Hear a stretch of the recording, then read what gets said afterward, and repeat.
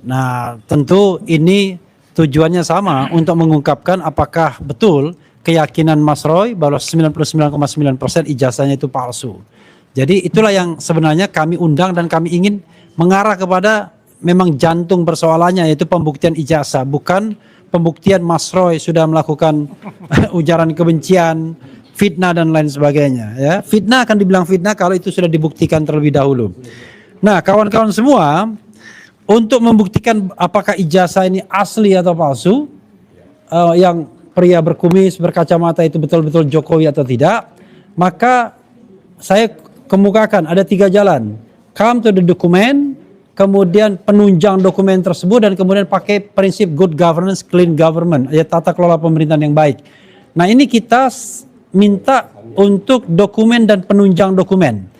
Ada 709 dokumen yang sudah disita oleh penyidik Polda Metro Jaya, dan kita tidak tahu itu apa saja sesungguhnya dokumen itu.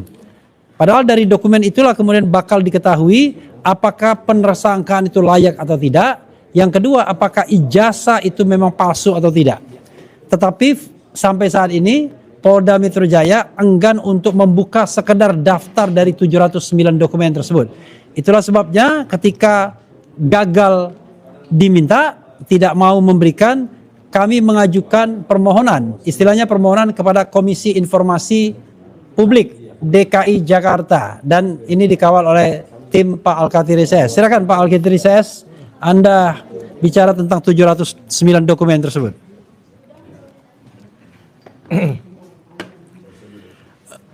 Terima kasih. Kami lanjutkan. Jadi alhamdulillah ya, sore ini kita memberikan penjelasan secara komprehensif dari segala aspek, baik itu masalah buku, baik itu masalah gugatan Citizen Law, CLS dan sebagainya. Bahkan saya mendapat bagian untuk menjelaskan permohonan yang kami ajukan 12 Mei kemarin 2026. Kami mengajukan permohonan sengketa di Komisi Informasi DKI Jakarta. Kenapa bukan pusat? Karena yang kami gugat dalam hal ini, istilah awamnya yang kami mohonkan, termohonnya adalah Polda Metro Jaya. Tapi kalau seandainya itu Mabes, itu ke KI Pusat, Komisi Informasi Pusat. Sebetulnya begini, dengan adanya 709 dokumen, konon kabarnya itu bukan konon, bahkan disampaikan, ya kan? Disampaikan di dalam gelar perkara, bahkan disampaikan juga di dalam surat jawaban atasan dari PPID Polda, memang ada 709 dokumen. Jadi sebenarnya yang telah dikoleksi oleh Polda Metro Jaya untuk membuktikan, mentersangkakan klien kami, khususnya Roy Suryo dan Dr. Tifa, itu adalah 17 jenis bukti, barang bukti. Kebayang nggak? 17 jenis barang bukti, diantaranya ada bukti dokumen. Dokumen itu 709. Menurut saya, seandainya benar seperti ini, bahkan kami tidak hanya memasalahkan ijazah, tapi juga masalahkan 709 ini. Pasti dan kami yakin kami akan menemukan kejanggalan-kejanggalan di dokumen 709 dokumen tersebut. Baiklah, saya to the point. Yang tanggal 12 Mei itu langsung kami tujukan ke permohonan ke Komisi Informasi DKI tanggal 12 kemarin, dan telah diterima, dan mudah-mudahan dalam waktu dekat itu disidangkan, ya kan? Objek sengketa informasi itu, kalau boleh saya sampaikan, ya kan, kami mengajukan dalam hal ini, yang mengajukan itu prinsipal kami langsung, bukan lawyernya, yaitu dalam hal ini adalah Pak Roy Suryo dan Dr. Tifa. Langsung kami hanya mendampingi di dalam persidangan tersebut, karena beliau-beliau ini sangat memahami dan menguasai dalam segala aspek permasalahan mereka.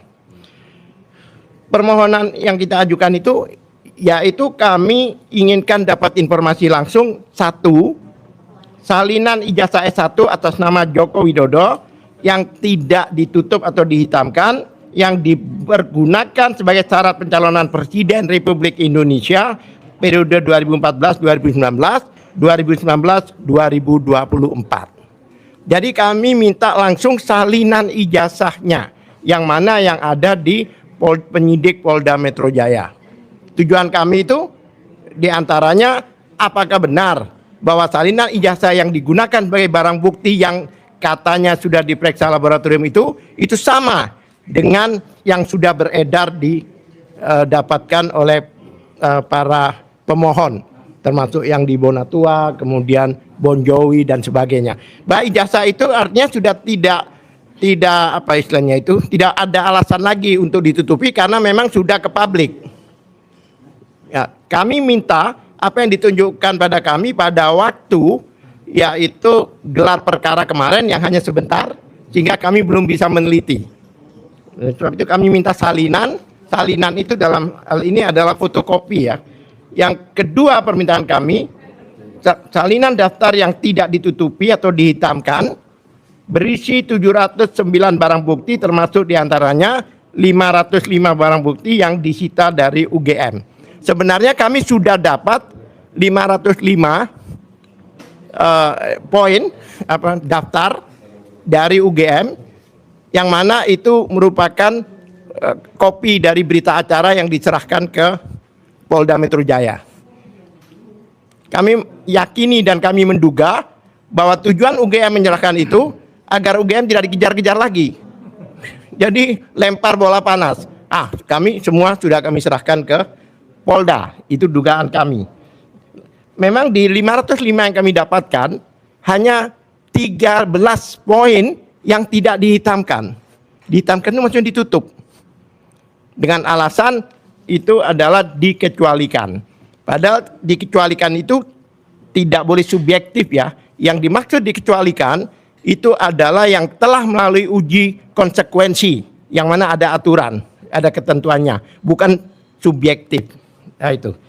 Kemudian kronologis yang perlu sedikit saya sampaikan, bahwa pada tanggal 2 Februari 2026 kami mengajukan permohonan ke PPID Polda Metro Jaya terkait yang kami mohonkan itu. Kemudian tanggal 19 Februari 2026 itu waktunya itu biasanya setelah kita ajukan itu diberi waktu untuk menjawab 30 hari. Tetapi pada tanggal 19 Februari 2026, yaitu PPID Metro Jaya meminta perpanjangan waktu selama 7 hari untuk menjawab dan mempertimbangkan. Jadi mereka sempat menjawab sebelum 30 hari dengan alasan masih diperlukan secara internal, koordinasi secara internal pada sektor terkait guna memeriksa kekurangan data. Kemudian juga yang dimohonkan perlu ditelaah terlebih dahulu untuk memastikan apakah termasuk yang dikecualikan atau tidak, itu alasannya. Itu semua ketentuan-ketentuan itu, waktu-waktu itu diatur di Undang-Undang KIP. Ya, bahwa pada tanggal 27 Februari 2026 termohon informasi PPID telah menjawab. Ada jawaban sebelum 30 hari itu, yaitu mereka tidak dapat membuka itu dengan alasan dapat menghambat proses penyidikan yang sedang berjalan, yang mana merujuk ke pasal 17 huruf A angka 1 Undang-Undang Nomor 14 Tahun 2008 tentang Keterbukaan Informasi Publik. Kami tidak sepakat. Kami tidak minta barang buktinya. Yang kami minta itu daftar poin-poin itu. Daftar dari barang bukti yang digunakan untuk mentersangkakan 2 orang klien kami. Masa daftar dikecualikan? Ini agak aneh. Karena mereka punya hak secara warga negara sebagai hak konstitusi mereka, dan mereka juga berhak sebagai hak hukum mereka, yang mana data-data tersebut digunakan untuk mentersangkakan mereka. Kemudian tanggal 3 Maret keberatan atasan PPID. Kami ajukan ke atasan, jadi kalau seandainya PPID-nya tidak menjawab, kami ajukan ke atasannya. Dan atasannya juga menjawab tanggapannya adalah tanggal 22 April yang mana tetap tidak mau memberikan permohonan yang kami mohonkan. Oleh sebab itu, kami tetap menggunakan mekanisme yang ada di dalam undang-undang itu. Dengan dasar itulah kami diberi waktu 14 hari oleh undang-undang untuk mengajukan permohonan sengketa di Komisi Informasi daerah. Dalam hal ini Polda DKI. Kami ajukan karena meskipun kami diberi waktu 14 hari ya, kami ajukan kemarin tidak pas 14 hari, pas tanggal 12 mungkin baru 12 hari itu ya. 12 kemarin kami ajukan ke Komisi Informasi tersebut. Kemudian dasar-dasar yang kami gunakan yaitu pertimbangan kami, di antaranya kalau boleh saya bacakan istilahnya posita kami. Pasal 2 ayat 4 Undang-Undang Nomor 14 tahun 2008 menyatakan informasi publik yang dikecualikan bersifat rahasia sesuai dengan undang-undang, kepatutan dan kepentingan umum didasarkan pada pengujian tentang konsekuensi yang timbul apabila suatu informasi diberikan kepada masyarakat serta telah dipertimbangkan dengan seksama bahwa menutup informasi publik dapat melindungi kepentingan yang lebih besar daripada membukanya. Ada kata terakhir atau sebaliknya. Maksudnya sebaliknya itu jika kepentingan publik, kepentingan masyarakat, kepentingan rakyat Indonesia itu lebih penting, maka harus dibuka. Kemudian pasal 4 ayat 1 dan 2 Undang-Undang Nomor 14 tahun 2008 menjamin hak setiap warga negara untuk memperoleh informasi publik dan mewajibkan badan publik memberi informasi secara cepat, sederhana dan tidak diskriminatif. Kemudian bahwa pasal 35 ayat 1 huruf D Undang-Undang Nomor 14 tahun 2008 memberi hak kepada pemohon untuk mengajukan keberatan apabila prosedur memberikan informasi publik menghambat akses terhadap informasi dan sebagainya. Masih banyak ya poin-poin ini. Yang terakhir saya bacakan bahwa pemohon mengajukan permohonan informasi ini dalam kapasitas sebagai warga negara yang telah ditersangkakan berdasarkan bukti yang terdapat dalam daftar 709 barang bukti yang telah disita dan dikuasai oleh Polda Metro Jaya, sehingga permohonan ini diajukan dengan itikat baik untuk tujuan mendapatkan hak pemohon atas salinan daftar 709 barang bukti yang dikuasai Polda Metro Jaya. Kemudian petitum yang kami ajukan yaitu menerima, kami mohon komisioner dari KPI yaitu menerima dan memeriksa ini secara formil dan material. Nomor 2, menyatakan bahwa tindakan PPID, atasan PPID Kepolisian Daerah Metro Jaya tidak memberikan informasi publik kepada pemohon bertentangan dengan Undang-Undang Nomor 14 tahun 2008 dan prinsip pelayanan publik. Yang ketiga, memerintahkan Kepolisian Daerah Metro Jaya untuk memberikan informasi publik yang dimohon berupa salinan ijazah atas nama Joko Widodo. Kemudian yang terakhir lagi kami bacakan di sini petitumnya, memerintahkan Kepolisian Daerah Metro Jaya memberikan informasi publik yang dimohon berupa salinan daftar dokumen 709 termasuk diantaranya 505 barang bukti yang disita dari Universitas Gadjah Mada yang dikuasai oleh penyidik Polda Metro Jaya. Penutup kami katakan permohonan ini diajukan dengan itikat baik untuk menegakkan prinsip transparansi, akuntabilitas dan hak publik untuk tahu atau public right to know. Sebagaimana dijamin dalam pasal 2, pasal 3 Undang-Undang Nomor 14 tahun 2008 serta ditegaskan dalam putusan Mahkamah Konstitusi Nomor 77 Undang-Undang 77 PUU Trip 14 2016. Demikian permohonan ini sampaikan untuk mendapatkan pemeriksaan dan putusan yang seadil-adilnya. Hormat kami pemohon KRMT Roy Suryo Noto Diprojo. Yang kedua adalah Tifauzia Tiasuma. Terima kasih. Ya, kalau lawyer itu begitu ya, dia bacakan sampai petitum-petitumnya. Itu. Ya, kawan-kawan media sekalian, sebelum poin Mas Roy itu masih di sana. Masih di sana. Oh iya. Ada persoalan kita sama teman lama kita yang namanya para anggota DPR. Kita sudah melayangkan surat sejak 15 Januari yang lalu, bahkan sebelumnya juga ada, dan alhamdulillah sampai sekarang belum mendapatkan tanggapan. Kita tidak tahu apakah mereka merasa tidak penting soal kasus ijazah mantan Presiden Jokowi ini, tapi rasanya kasus yang lebih kecil dari itu diundang juga untuk RDPU. Nah, sekali lagi ya, sudah minggu ketiga kita ini setelah melayangkan surat berikutnya kedua, mengimbau kepada Komisi 3 DPR agar menerima kami. Jangan takut, kami akan menyampaikan apa yang kami ketahui, bukan apa yang kami tidak ketahui. Sehingga nanti itu akan menambah pengetahuan kita bersama. Rekan Ramdan akan menambahkan soal surat ke Komisi 3 DPR. Silakan.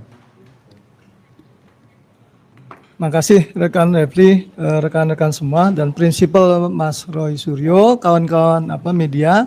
Saya diminta tidak saklek terkait dengan teknis update Komisi 3, tetapi kemudian harus mengembangkan sayapnya bahwa tentu saja kami ke DPR itu karena ada beberapa hal yang kami perlu sampaikan. Fungsi legislasi, fungsi kemudian budgeting, ada fungsi lain di DPR namanya fungsi pengawasan. Nah, fungsi pengawasan ini tentu saja bagian melekat dari wakil rakyat kita, di mana pembagian atau pemisahan kekuasaan tentu saja DPR punya fungsi untuk kemudian menyimbangkan eksekutif maupun yudikatif sehingga tidak beban kekuasaan itu bertumpuk pada misalkan aparat penegak hukum, eksekutif ataupun yudikatif.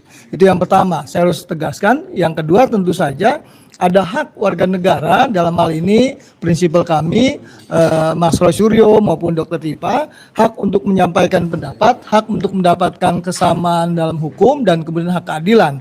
Tentu saja ini perlu disampaikan kepada rekan-rekan kita atau wakil rakyat kita di DPR melalui bentuk yang formal dan dibenarkan. RDPU, rapat dengar pendapat umum, yang tentu saja kita ingin menguji juga kawan-kawan bahwa apakah DPR peka atau tidak peka terhadap, peduli atau tidak terhadap apa yang terjadi hari ini, karena mereka sudah menetapkan, membuat menyetujui terkait keberadaan Undang-Undang Nomor 1 Tahun 2023 tentang hukum KUHP yang baru, dan kemudian 2025 tentang hukum acara. Tentu saja dalam penerapan kedua undang-undang tersebut yang sudah berlaku per tanggal 2 Januari 2026 itu mungkin saja muncul permasalahan. Nah, ini yang terjadi hari ini. Jadi kami ingin ke DPR untuk pertama menyampaikan hak-hak prinsipal, yang kedua juga ingin menyampaikan genuine intentnya apa sebenarnya terkait dengan tidak perlu bolak-baliknya suatu berkas yang ada antara penyidik dengan kemudian penuntut umum, pihak kejaksaan maupun pihak kepolisian. Ini tentu perlu kami sampaikan dalam rapat dengar pendapat umum tersebut, sehingga DPR bisa mendapatkan apa yang terjadi di lapangan dari sumber yang pertama. Jadi A1 lah informasinya. Yang terakhir tentu saja kinerja mitra DPR dalam Komisi 3 tentu perlu dipantau atau dilihat apakah sudah sesuai dalam melakukan pelaksanaan undang-undang yang baru, KUHP baru maupun hukum acara pidana yang baru. Dan tentu saja kami berharap DPR mengadvokasi apa yang kami sampaikan, kami jalani hari ini. Yang terakhir, artikulasi kepentingan kami yang kemudian diakomodir oleh DPR menjadi bagian penting dari upaya kami melakukan rapat dengar pendapat umum di DPR nanti. Mungkin itu pesan yang perlu disampaikan, kenapa kami harus pergi ke sana. Karena mereka ada wakil rakyat yang mengartikulasi kepentingan mengartikulasi kepentingan rakyat itu sendiri. Demikian Mas Refli.